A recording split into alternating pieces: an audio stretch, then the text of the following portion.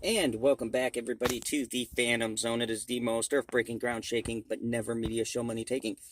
The man, the myth, the legend, the most electrifying villain in all of YouTube entertainment today.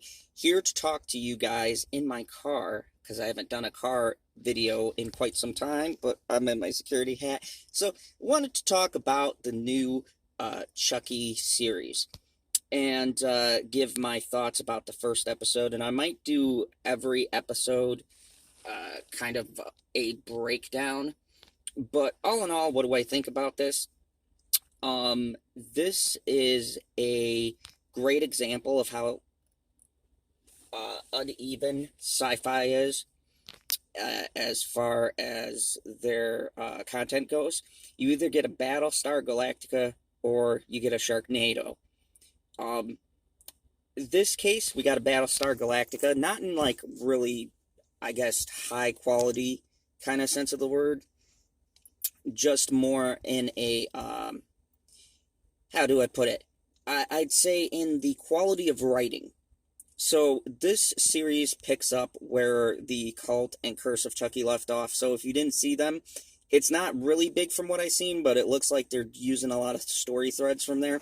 So this first episode, you didn't need to see them to kind of get the gist of it, but I would suggest watching them anyways. But in this episode, it really establishes a baseline for what the show is going to be. So let me get a controversy out of the way. Now, there was a big fuss when they announced that the main character was going to be gay. And I want to just say this now. The critics are hitting this because apparently they have seen it in its entirety, all 8 episodes, and in their eyes, they don't dive into it much, and I would disagree.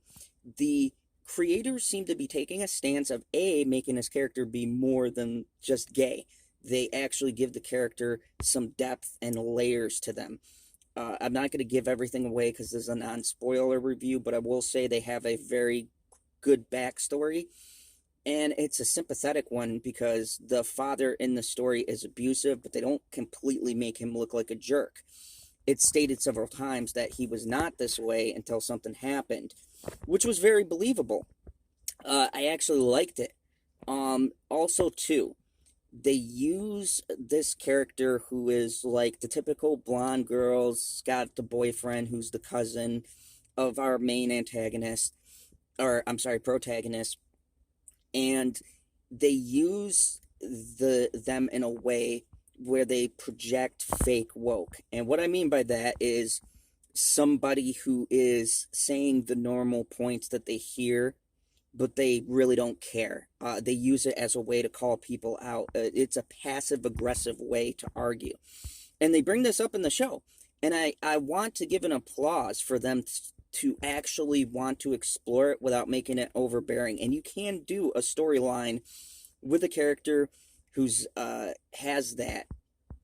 And it's even stated that nobody cares that he's gay.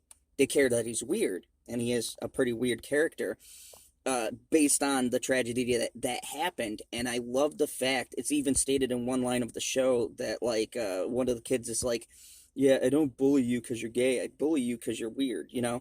Him and his cousin get into an argument, and he talks about how he doesn't care about that. He just cares about the fact that he thinks he's strange. And I think it adds a layer to being gay, but also that people don't necessarily dislike you because of that. They dislike you because of who you are as a person. And I think it got critics upset because they're riding that train and they're missing the point of what the debate is. And I love the fact that the show not only puts that on, but they have at the end of it a line you can talk to if you're having difficulties dealing with your sexuality, kind of a thing. It's very well, tastefully, respectfully done, and it's not pushed in a way where they're saying how great they are. The character is very flawed. And the girl, she's very obnoxious. They don't prop up a character. This is a story about Chucky. They're going to dive more into Charles Ray serial killer past. What made him become the killer that he is? Where did it start? And the focus is on the story that they continued. And I can deal with them having that, because all I say is, look, you can have a gay character, you can have any kind of character you want, but have it fit within the context of the story, and it does. The back and forth is great, and they use it as a tool for Chucky to start. You could see the groundwork for him to manipulate this kid to do what he wants to do. Much like people who will take advantage of you in your life because of what you are to get inside of your head. And I really think this hits home to what's going on with the critics today. They play these buzzwords to get sympathy or to get some kind of brownie points. And I love the fact that this show is a limited 8 run. It's already shot. They've already got the green light for it. People are watching it. So they don't care. And I like that. I like that there's a creator who cares about the fans and the story. And right off the bat, there's like Easter eggs to fans. Little Adam is all grown up, and he calls on the phone and warns him about Chucky.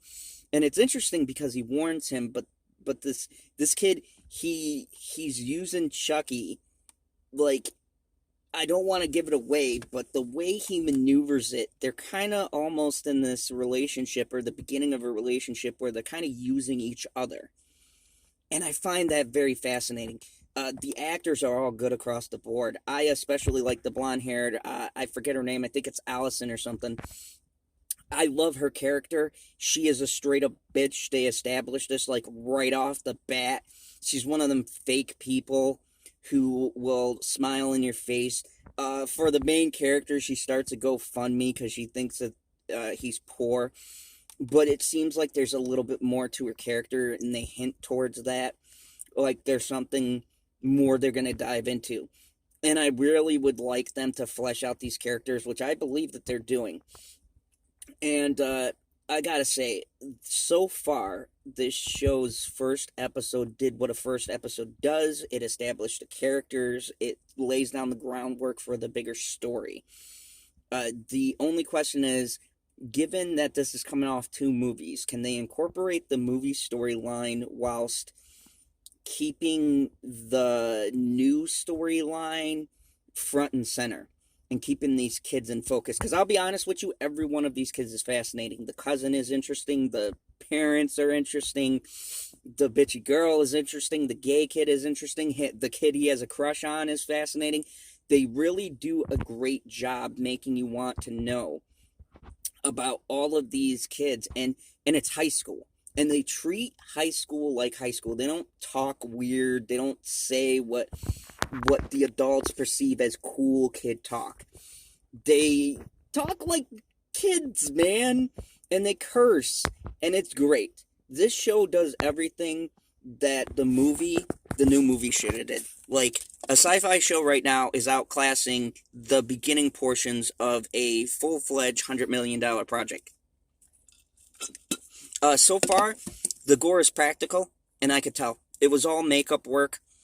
Aces to the makeup department. That first one, they made it chilling without having to go, like, overboard. I'm gathering, because they say, like, 3 F-bombs in this first episode, I'm gathering that was the leeway, so they leaned more towards scaling down the gore. And it's a fine balance, and so far, if it keeps up like this, I think we got a great show. I'm going to give this first episode a 8. I'm not going to go 9 or 10 yet, because a lot of episodes depend on how they pull the rest of the season off. But as far as what a pilot's supposed to do, they establish their main protagonist, their antagonist, the story, the secondary characters. Everything you want to know is in this first episode. Congratulations. Good job for Sci-Fi for letting the creator make the show that they want to make. Clearly, I could tell they did not interfere. And we'll see what they got. I'm super excited. Brad Dourif is great. He sounds like a much older Chucky, true, but it fits. It sounds like a character that has been in a series for a while, and everything just works. Go check it out. You can find it on USA.com. They're showing the episodes, so it's in conjunction with them. They're streaming it on their platform. There is 45-second commercials, like ads, but it's well worth it. Go check this out. I enjoyed it. 8 out of 10. In the comments below, let me know. Are you excited? Have you seen it? Have you not seen it? Are you looking forward to where the story goes? If you have seen it, I will be doing a full spoiler review on Sunday. So check that out on my channel. As always, remember, there's only one rule here in the Phantom Patrol car. Kneel before Zod.